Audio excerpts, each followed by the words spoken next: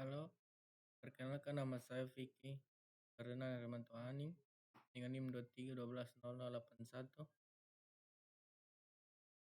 Ini jurnal yang saya ambil dan ini poin-poin pentingnya. Yang pertama, ringkasan isi poin penting dari jurnal, latar dan tujuan.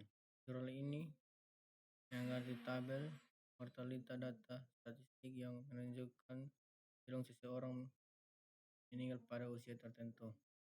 Tujuan menggunakan metode interpolasi publik untuk memperkirakan mengaproksimasi peluang kematian untuk usia dan antar data yang tersedia sehingga tabel mortalita dapat diperluas dan menghasilkan estimasi probabilitas kematian setiap umur secara kontinu.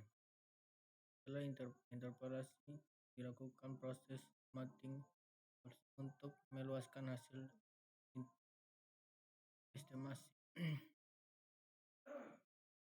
Metodologi interpolasi spend kubik data awal usia dari 0 sampai 111 tahun sesuai dengan tabel mortalita 2011.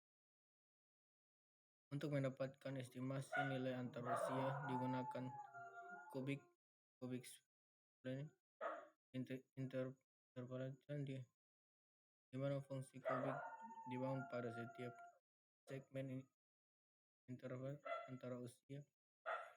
Penyelesaian kubik dilakukan dengan membentuk sistem persamaan linear.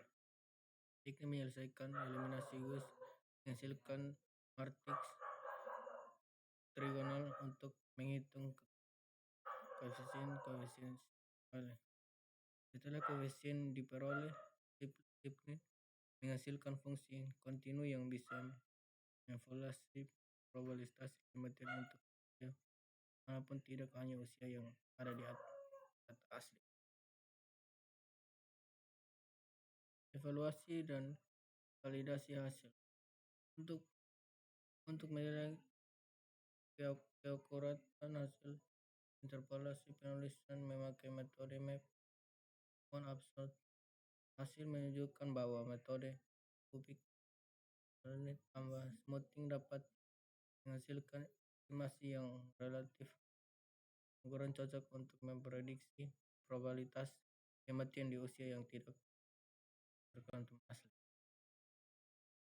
Kelebihan metode ini menghasilkan estimasi probabilitas secara halus dan kontinu, bahkan hanya deskripsi sesuai data awal.